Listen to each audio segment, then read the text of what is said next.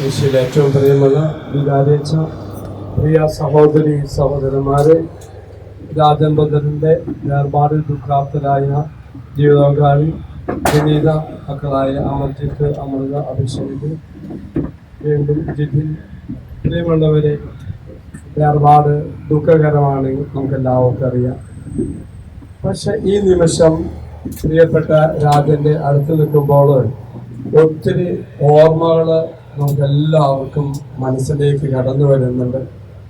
തീർച്ചയായിട്ടും ആരിലേക്കാലപ്പുറമായിട്ടും എൻ്റെ മനസ്സിലേക്ക് ഒത്തിരി ചിന്തകൾ കടന്നു വരികയും വീണ്ടും എനിക്ക് തോന്നുന്നത് 30ഓളം വർഷങ്ങളായിട്ട് ധ്യാനകേന്ദ്രമായിട്ട് ശുശ്രൂഷ ചെയ്യുന്ന രാജമ്പദറിൻ്റെ അടുത്ത് നിൽക്കുമ്പോൾ തീർച്ചയായിട്ടും ഇത് അവസാനത്തെ നിൽപ്പാണെന്നും ഇനിയൊരു സാന്നിധ്യമില്ല, അസാന്നിധ്യമാണ് തിരിച്ചറിയുന്നുണ്ട്. എങ്കിലും പ്രിയമുള്ളവര്, ഇവിടെ നിന്നുകൊണ്ട് ഞാൻ 2 വാക്ക് പറയുമ്പോൾ രാജന്റെ കൂടെ വർഷങ്ങളെ ശുശ്രൂഷ ചെയ്തപ്പോൾ എൻ്റെ മനസ്സിലേക്ക് കടന്നു വന്നൊരു ചിത്രം എന്ന് പറയുന്നത്, നഥാനിയേല് യേശുവിൻ്റെ അരികിലേക്ക് വന്നപ്പോൾ നഥാനിയേൽ നോക്കി തമ്പുരാൻ പറയുന്നുണ്ട്, ഒരു നിഷ്കളങ്കനായ ഇസ്രായേൽക്കാരനാണ്. രാജനുമായിട്ട് ബന്ധപ്പെടുന്ന എല്ലാവർക്കും തീർച്ചയായിട്ടും ഈ തരം ഒരു ചിന്തയായിരിക്കും. തമ്പുരാന് വേണ്ടി മുഴുവൻ സമയം ജീവിക്കുവാനും അതിനുവേണ്ടി ഓടി നടന്ന ഒരു പ്രിയപ്പെട്ട സഹോദരനാണ്. വർഷങ്ങൾക്ക് മുന്നേ എൻ്റെ പൗരോഹിത്യത്തിന്റെ ആദ്യഘട്ടത്തിൽ തന്നെ രാജൻ കാൽവരി ധ്യാന കേന്ദ്രത്തിലെ ധ്യാനത്തിൽ പങ്കെടുക്കുവാൻ വന്നു. പ്രിയമുള്ളവരെ, ഓരോ ധ്യാനവും ജീവിത നവീകരണത്തിന്റെ പൂർണ്ണതയിലേക്ക് നയിക്കുവാൻ വേണ്ടിയുള്ള നിമിഷമാണെന്ന് രാജന്റെ ജീവിതം നോക്കുമ്പോൾ, നമ്മൾ ചിന്തിക്കുമ്പോൾ തീർച്ചയായും നമുക്ക് തോന്നും. ആ കാൽവരി ധ്യാനത്തിൽ പങ്കെടുത്തു. ഒരു പുതിയ വ്യക്തിയായി ഈ പ്രിയപ്പെട്ട സഹോദരൻ മാറുന്നതിന്റെ ഏറ്റവും ഭാഗ്യമായ ഒന്നായിരുന്നു. പേര് പോലും മാറിക്കൊണ്ട് പിന്നീട് ആ ധ്യാനകേന്ദ്രത്തിന്റെ പേര് അറിയപ്പെടാൻ ആഗ്രഹിച്ചു. അത് ജീവിതത്തിന്റെ പുതിയൊരു മാറ്റത്തിന്റെ തുടക്കമായിരുന്നു. ആ തുടക്കം ഇപ്പോൾ 30 വർഷമായിട്ടും തീർച്ചയായിട്ടും അച്ഛനിൽ ഈ പ്രിയപ്പെട്ട സഹോദരൻ കാണാൻ സാധിക്കുന്നുണ്ട്. പ്രിയമുള്ളവരെ, പുതിയ മാറ്റം എന്ന് പറയുമ്പോൾ ജീവിതത്തിന്റെ പൂർണ്ണമായ സമർപ്പണം നടത്തിക്കൊണ്ട് ദൈവം ആഗ്രഹിക്കുന്ന പോലെ ദൈവത്തിന് വേണ്ടി ദൈവരാജ്യത്തെ ശുശ്രൂഷ ചെയ്ത ഒരു പ്രിയപ്പെട്ട സഹോദരന്റെ വേർപാടാണ് നമ്മൾ ഇവിടെ ആയിരിക്കുന്നത്.